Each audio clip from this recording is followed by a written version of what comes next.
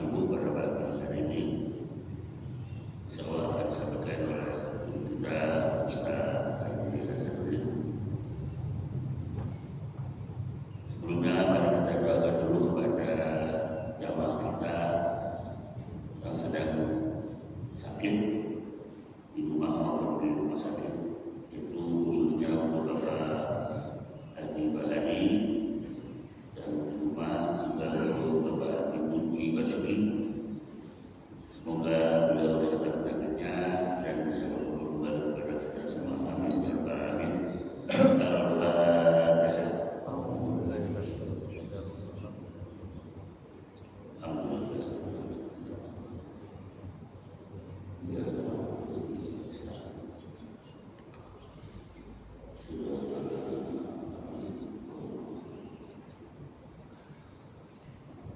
Terima kasih. Semoga kita dijawab Allah Subhanahu wa taala. Amin ya rabbal alamin. Pada saat ini bersyukur.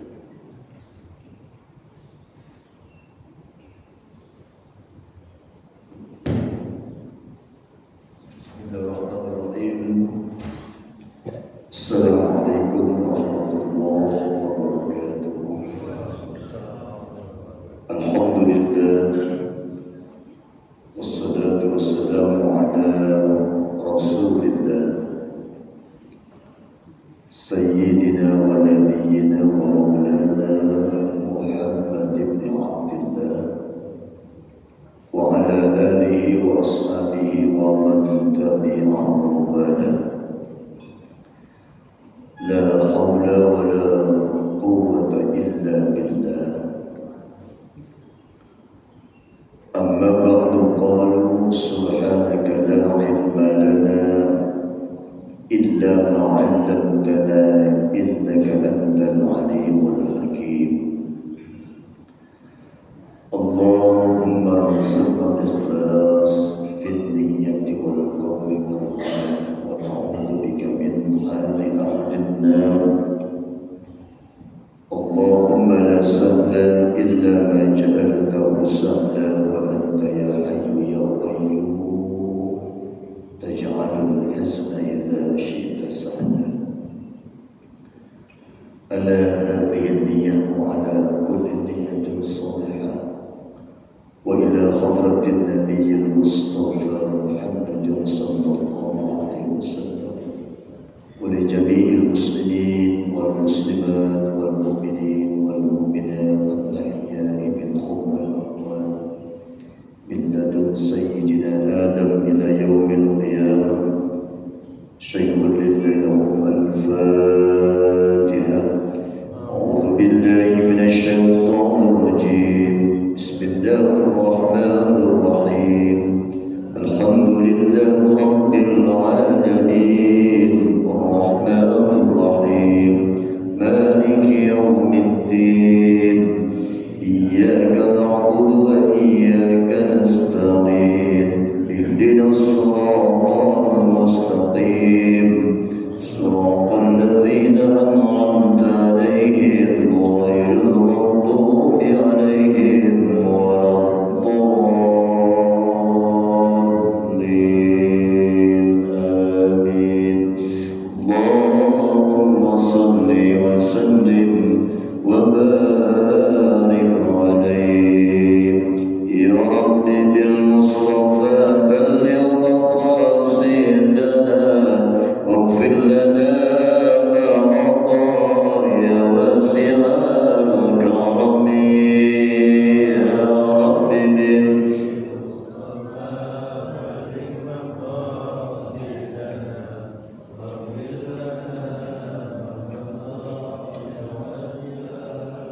Maula salli wa sallim daiman abada ala habibika al-khair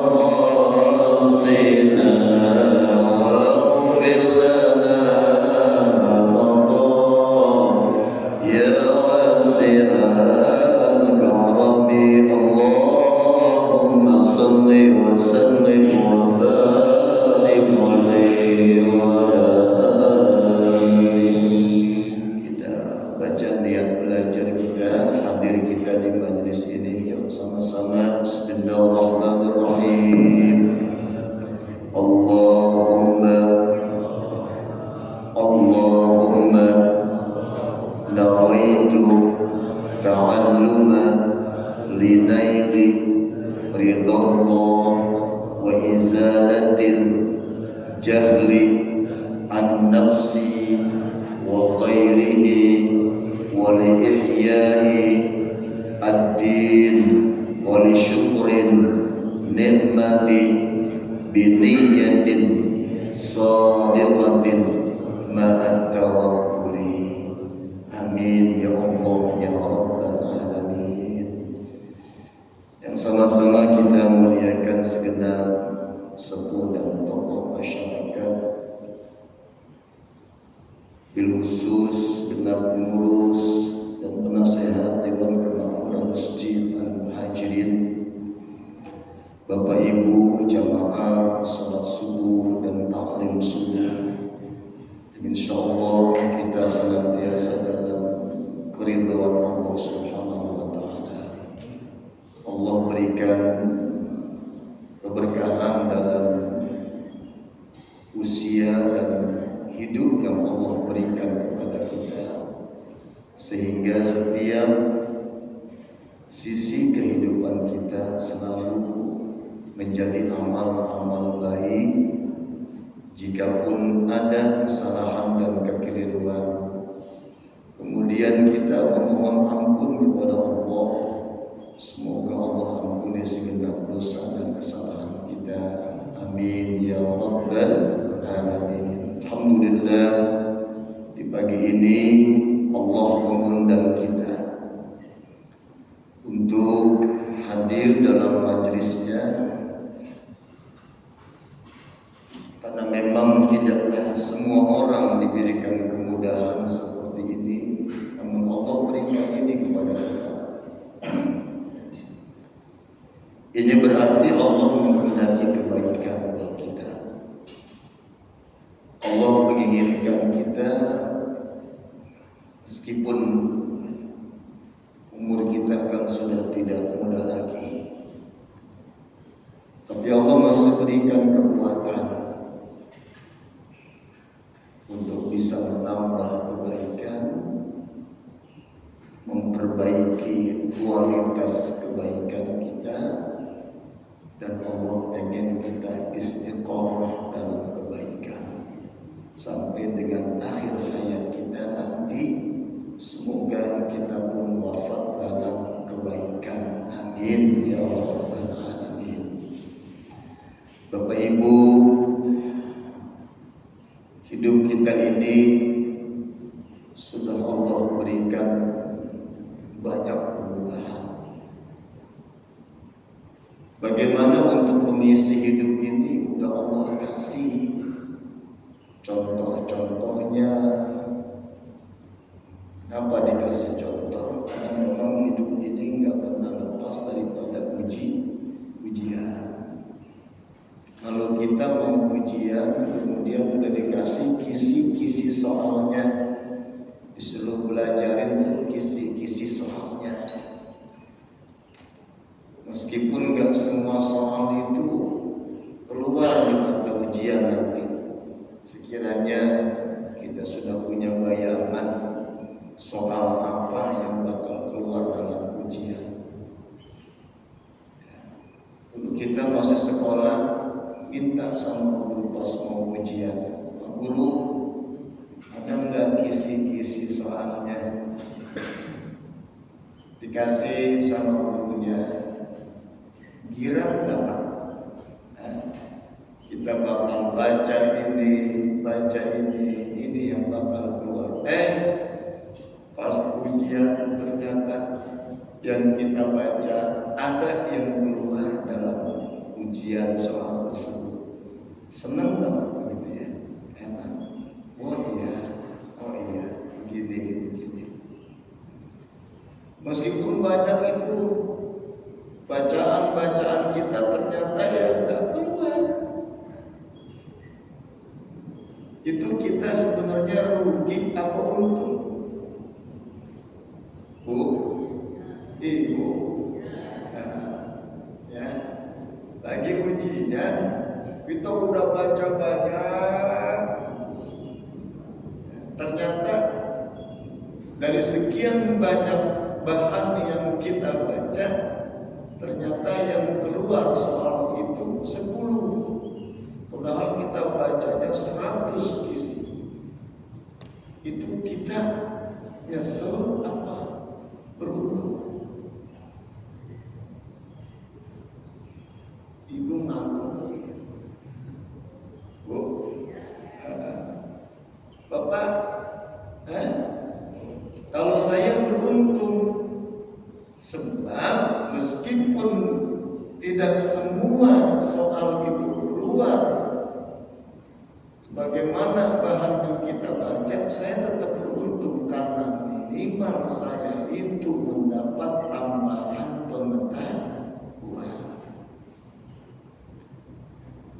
Bagaimana dalam hidup ini Allah memberikan ujian, contoh bagaimana harus bersabar, bagaimana harus bersyukur, bagaimana ketika diberikan nikmat, bagaimana ketika dikurangi nikmat.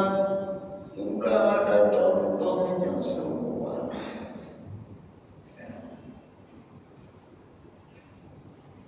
Kalau kita nyari contoh, biasanya itu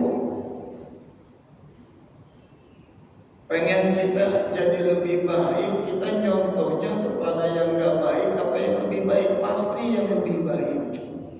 Ini kita punya anak semester 1 merah, semester 2 merah. Ini kenapa merah dulu? Pasti lihat teman tetangganya, anak tetangganya, bagaimana itu anaknya. Alhamdulillah Rabbil Alamin, anak saya alhamdulillah ranking pertama.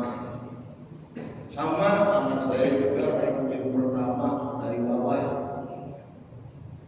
Kenapa itulah? Makannya sama, minumnya sama, tempat ditinggal dalam lingkungan yang sama. Ini kenapa beda prestasinya? Itu orang tuanya, kenapa sih nak? Tuh kayak si Anu kan sering dia mau makannya ini, belajarnya begini. Contoh tuh pasti orang tua menyarankan untuk dan menasehati anaknya itu agar anaknya itu mencontoh yang lebih baik. Mustahil orang tua itu menyarankan anaknya untuk mengambil contoh kepada yang lebih buruk. Mustahil. Nah, begitu juga Islam. Bagaimana kita mengambil contoh? Udah banyak contoh-contohnya.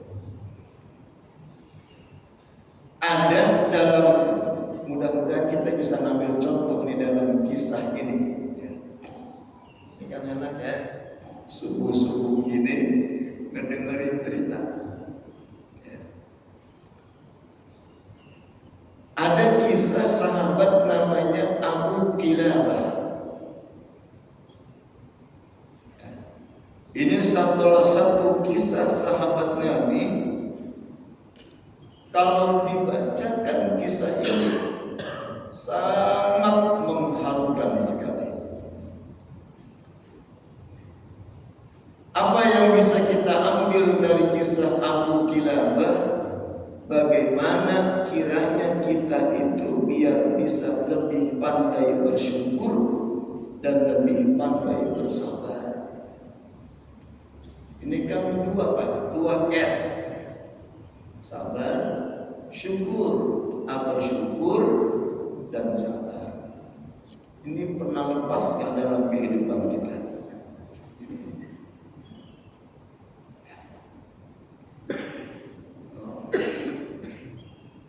Maka sahabat Nabi yang dinamakan Ibnu Hibban meriwayatkan dalam satu kitab namanya As-Siqat. Kisah ini diambil oleh Ibnu Hibban dari Abdullah bin Muhammad. Abdullah bin Muhammad Suatu hari dia jalan ke tengah padang pasir. Di tengah padang pasir dia mendapatin tenda. Kalau kayak kita gubuk. Gubuk ini kecil, kumuh. Kata dia, ini kenapa di tengah padang pasir ketika dia menuju perbatasan Mesir dapetin gubuk itu. Dalam pikiran Abdullah bin Muhammad, udah pasti ini yang membangun dan mendiami tenda kecil kumuh ini, gubuk ini pasti orang yang gak punya. Bukan orang mampu. Mustahil di tengah padang pasir ngediriin gubuk orang yang punya, mustahil. Tapi Abdullah bin Muhammad penasaran. Masa iya sih ada orang yang tinggal di tengah padang pasir seperti ini? Penasaran Abdullah bin Muhammad menengok siapa yang nempatin gubuk-gubuk ini. Pas dia lihat ke dalamnya itu, ya Allah, ya Rabbana, Abdullah bin Muhammad mendapati sosok laki-laki yang buntung kakinya, buntung tangannya, telinganya pun tuli, dan dari mulutnya itu keluar kalimat-kalimat syukur kepada Allah. Rabbi auzi'ni an ashkura ni'mataka allati an'amta alayya. Doa yang pernah diucapkan oleh Nabiullah Sulaiman alaihissalam.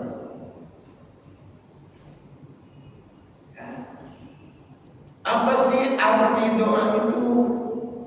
Kalau Abdullah bin Muhammad udah pasti paham.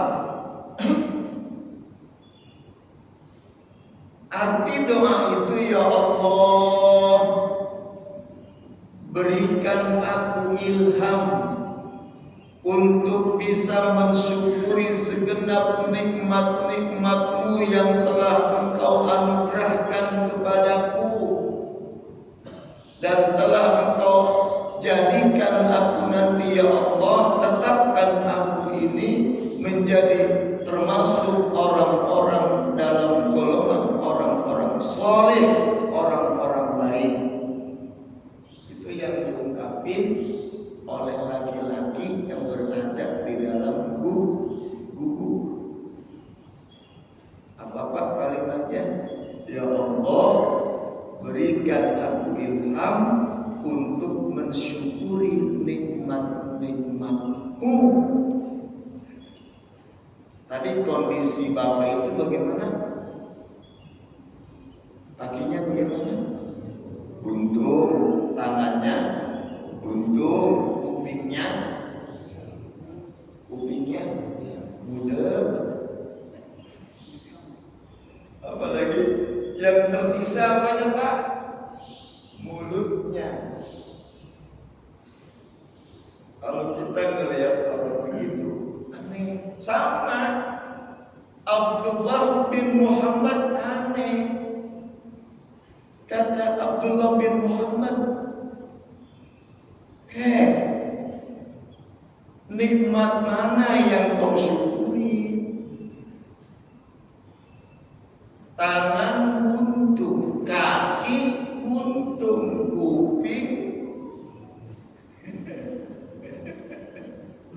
kuping apa?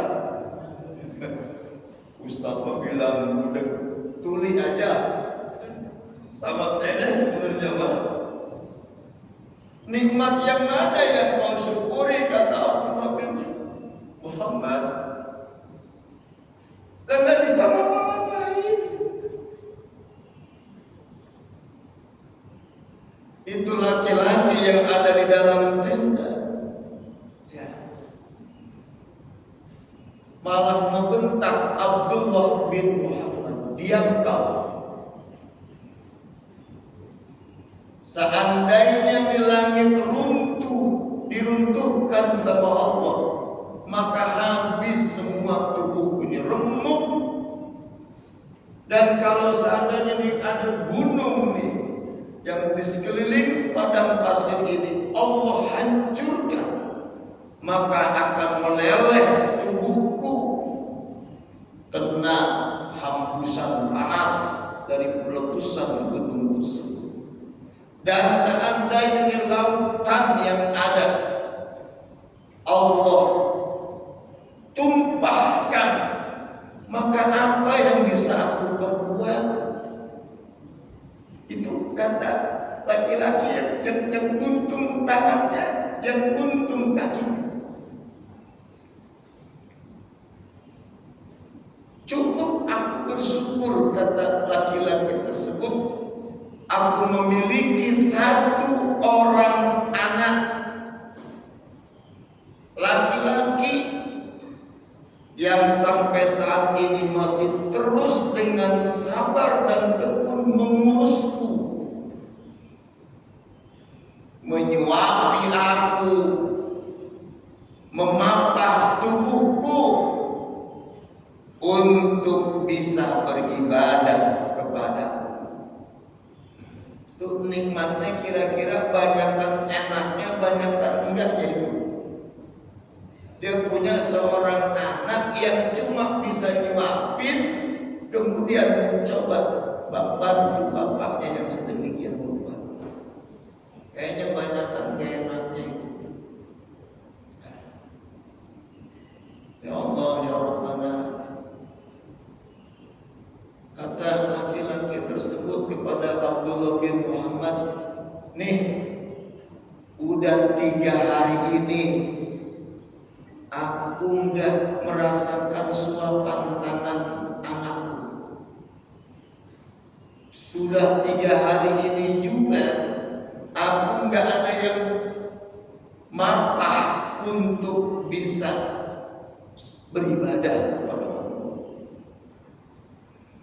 Coba tolong cariin anak saya. Udah 3 hari ini dia enggak ada di sisiku. Meskipun dia melihat, kenal ada siapa di sampingnya. Akhirnya Abdullah bin Muhammad jalan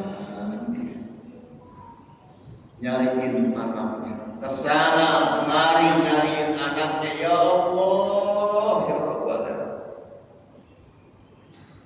Ternyata pas didapatin anaknya, itu udah menjadi santapan binatang-binatang buas padang pasir. Udah mati, lagi dikerumunin oleh binatang-binatang buas, lagi dimakanin tubuhnya. Abdullah bin Muhammad melihat ini, bagaimana ngasih tahunya? Itu keadaannya seperti itu. Anaknya pun keadaannya jauh lebih baik. Ini kata Abdullah bin Muhammad, gimana ngasih tahunya? Pulang, Abdullah bin Muhammad pulang, balik lagi ke tenda tersebut. Kata laki-laki itu, bagaimana anak saya? Ditemuin apa enggak? Abdullah bin Muhammad nggak langsung jawab. Dia langsung ngajak diskusi. Pernah nggak mendengar kisahnya Nabi Ayub? Dia itu nabi yang sangat luar biasa sabarnya. Waktu dia itu diuji dengan hilangnya hartanya seluruhnya, bagaimana sikap Nabi Allah Ayub alaihissalam? Sabarnya minta ampun, kata laki-laki itu. Nabi Ayub juga enggak diuji sama hartanya doang. Dia diuji sama anak-anaknya. Anak-anaknya satu persatu mati. sampai habis semuanya anak-anaknya. Bagaimana sikap Nabi Ayub? Dia sosok yang sangat sabar dengan ujian Allah. Lama-lama kan ditanya mulu nih laki-laki ini juga. Udah jangan banyak tanya. Sekarang bagaimana keadaan anak saya? Abdullah bin Muhammad pun menjawab, anakmu telah mati diterkam binatang buas dan aku dapati tubuhnya tengah dikoyak-koyak oleh binatang buas. Kalau kita mendapat kabar begitu menjerit apa? Ya Allah, ya Allah, bagaimana itu nasib? Tapi apa yang diucapkan oleh Abdullah, oleh laki-laki tersebut, yang diucapkan oleh laki-laki tersebut adalah Alhamdulillah. Orang sini kalau ada yang meninggal ucapnya Alhamdulillah apa innalillahi.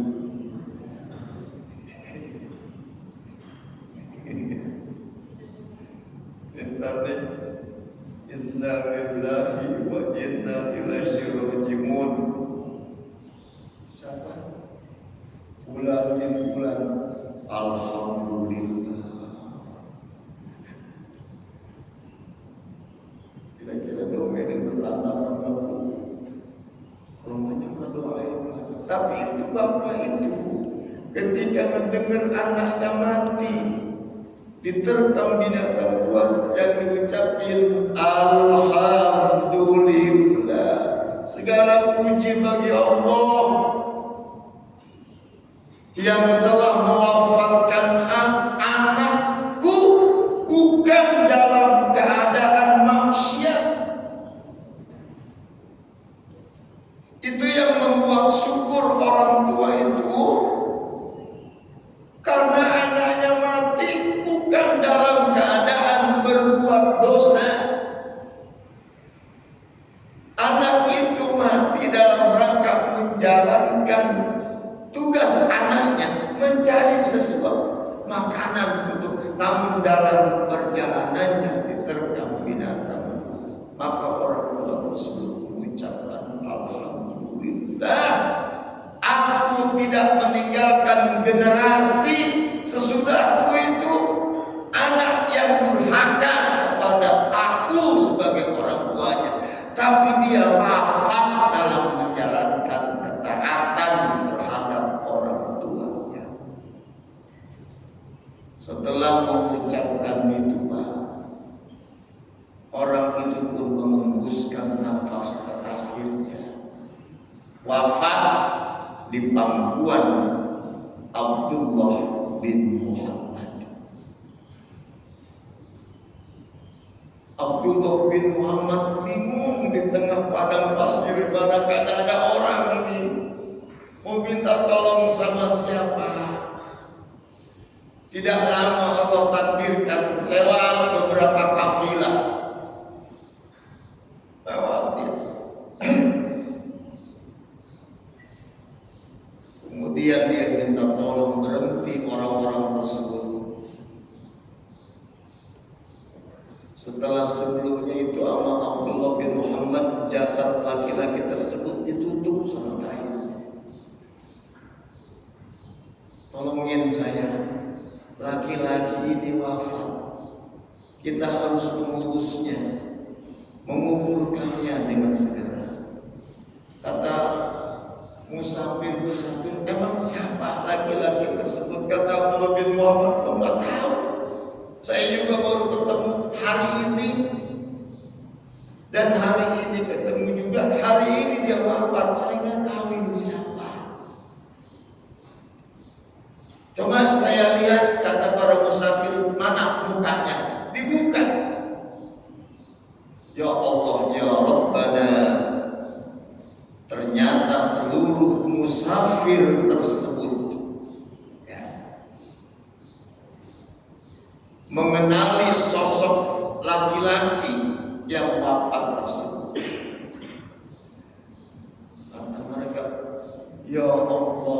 inilah Abu Kilabah. Ya. Kamu nggak kenal ini siapa yang mati di pangkuan kamu? Nggak kenal ini siapa? Ini Abu Kilabah. Ini laki-laki yang pernah diminta oleh khalifah untuk jadi gubernur. Ya. Menjadi seorang hakim oleh khalifah. Ia tolak jabatan tersebut. Ya. Dan kalau kamu tahu bagaimana kondisi dan posisi kedudukan hakim dan juga khilafah, itu kedudukan yang sangat terhormat. Tapi sama orang ini nih, sama Abu Kilabah, ditolak semua tawaran-tawaran jabatan yang menggiurkan tersebut. Dia lebih memilih untuk hidup bersama anaknya, hidup di tengah padang pasir dengan penuh kesabaran dan kesyukuran. Ini kan kalau kita balikan kepada keadaan kita, ya, bagaimana bersyukurnya Abu Kilabah dengan hanya memiliki mulut yang masih bisa berbicara, matanya buta, kupingnya pun tuli, kaki tangannya pun buntu. Ada nggak sama kita saat ini? Kuping kita budek apa enggak? Tuh kan budek, nggak ada yang nyaman. Kuping kita budek apa enggak? Enggak. Kaki kita normal, tangan kita normal, mata kita normal, semuanya. Ya Allah ya Rabbana, sampai di awal tahun 2025 ini, ya, itu kalau kita hitung bagaimana nikmat yang Allah berikan kepada kita, kayaknya lebih daripada apa yang Allah berikan kepada Abu Kilabah.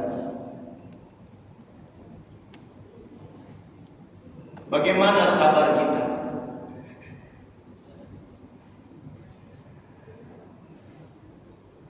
Dulu Ibnu Hayyan At-Tauhidi dalam kitabnya Al-Imta', dia mengisahkan Imam Hasan Al-Basri.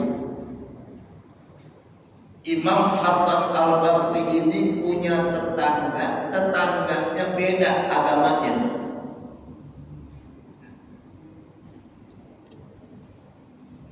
Rumahnya nempel. Ini rumahnya Hasan Basri, ya. Bahkan berdampingan, cuma rumah tetangganya tersebut 2 lantai. Imam Hasan Al-Basri di bawah.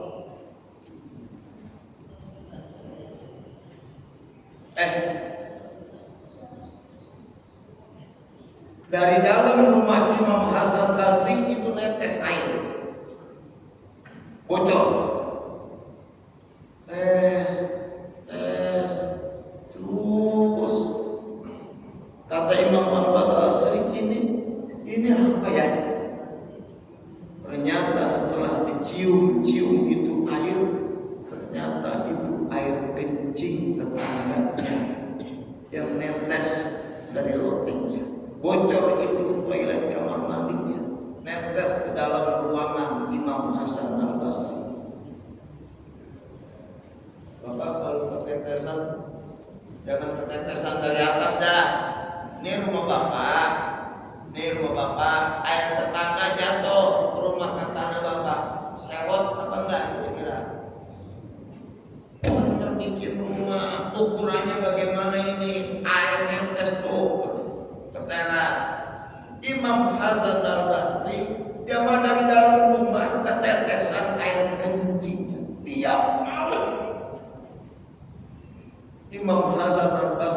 tiap malam nih bawain ember. Kata si tiap malam dibuang kalau begitu terus. Nggak lama Imam Hasan Al-Basri sakit. Tetangganya yang Nasrani ngejenguk Imam Hasan Al-Basri. Pas ngejenguk masuk ke rumah, ada ember, ada tetesan air. Dilihatin sama tetangganya. Lah, ini mah pas lengkungan kamar mandi saya.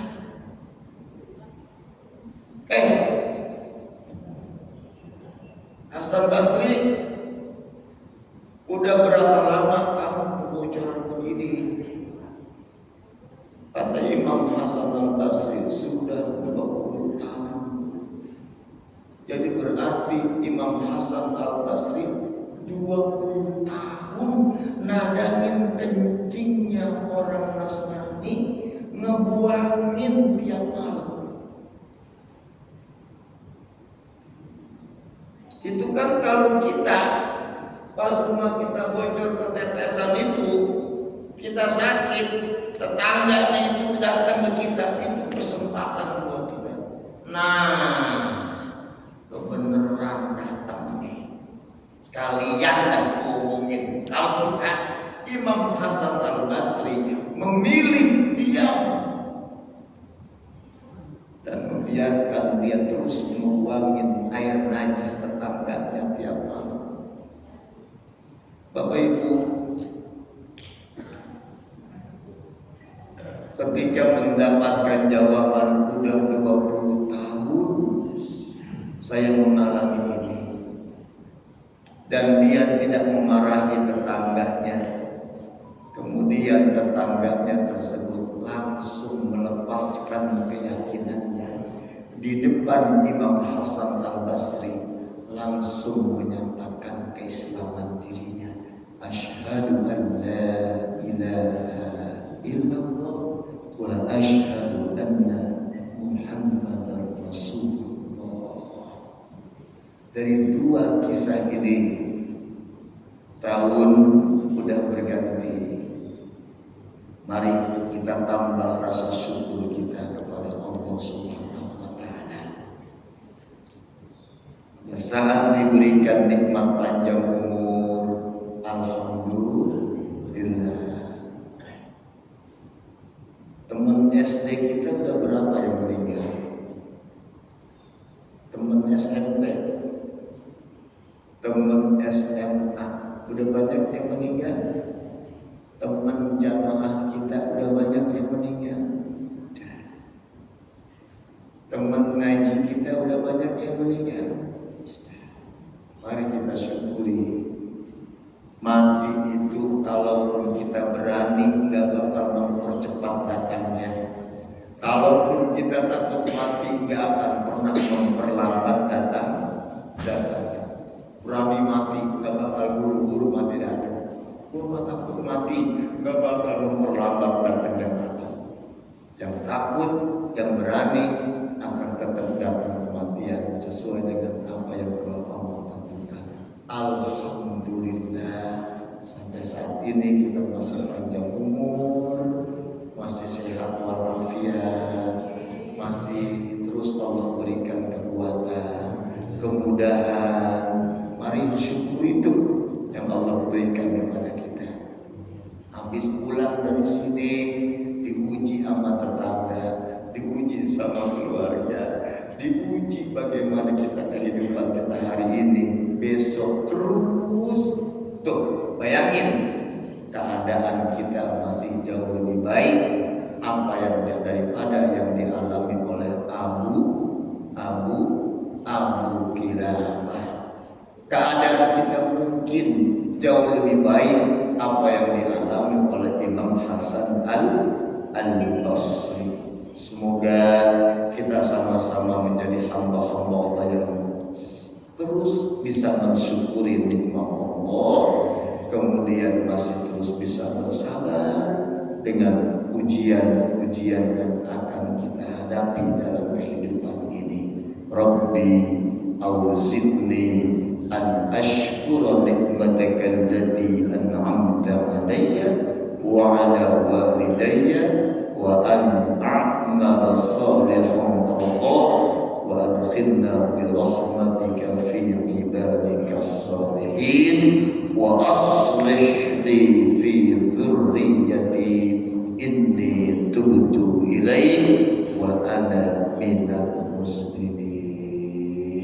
Allahumma anta rabbi la ilaha illa anta khalaqtani wa ana 'abduka wa ana ala ahdika wa wa'dika mastata'tu a'udzu bika min syarri ma sana'tu abu'u laka bi ni'matika alayya wa abu'u bi dhanbi faghfir li fa innahu la yaghfiru dhunuba illa anta. Raditu billahi rabban wa bil islami dinan wa bi Muhammadin nabiyyan wa rasulan. Raditu billahi rabban wa bil islami dinan wa bi Muhammadin nabiyyan wa rasulan. Raditu billahi rabban wa bil islami dinan wa bi Muhammadin nabiyyan wa rasulan. Subhanallah wa bihamdika asyhadu an la ilaha illa anta astaghfiruka wa atubu ilaik. Subhana rabbika rabbil izzati amma yasifun wa salamun alal mursalin walhamdulillahi rabbil alamin. Semoga ada manfaatnya. Demikian, assalamualaikum